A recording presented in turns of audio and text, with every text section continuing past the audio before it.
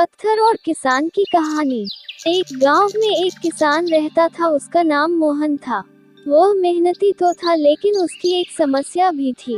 वो हर कार्य को अपने विचारों और निर्बलता के बल पर बहुत ही बड़ा बना देता था, जिससे कि कार्य करने में उसे बड़ी ही परेशानी हुआ करती थी। जब वह अपने खेत में जुताई का कार्य करता था तो उसके मार्ग में एक पत्थर आ जाता था। उसकी ठोकर से कभी कभी तो वह नीचे गिर जाता था।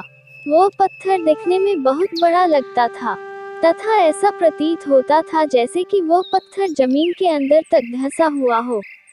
इसलिए मोहन ने कभी भी उस पत्थर को निकालने का प्रयास नहीं किया और उसको ये कार्य बहुत कठिन भी लगता था।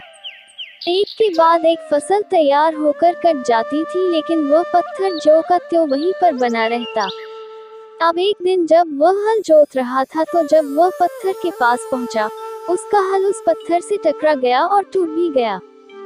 हल के संतुलन बिगड़ने से मोहन भी नीचे गिर गया। उस दिन मोहन को बहुत ही गुस्सा आया और उसने सोच लिया कि आज तो वह इस पत्थर को यहाँ से निकालकर ही दम लेगा। मोहन दूसरे खेतों में काम कर रहे सभी किसानों को अपने पास बुलाया। सभी किसान अपना कार्य छोड़कर उसके पास आ गए। मोहन ने अपनी परेशानी उनको बताई। तब एक व्यक्ति वहां खड़े थे जिनके पास एक बड़ी सी कुदाल थी। उन्होंने जोर की एक कुदाल मारी और वह पत्थर निकलकर बाहर आ गया। वो छोटा ही था। तब सब मोहन को देखकर हंसने लगे और अपने कार्य में वापस लौट गए। मोहन को भी बहुत शर्मिंदगी हुई। सीख: जब तक आप किसी कार्य को करते नहीं, वह कार्य बड़ा और कठिन ही लगता है।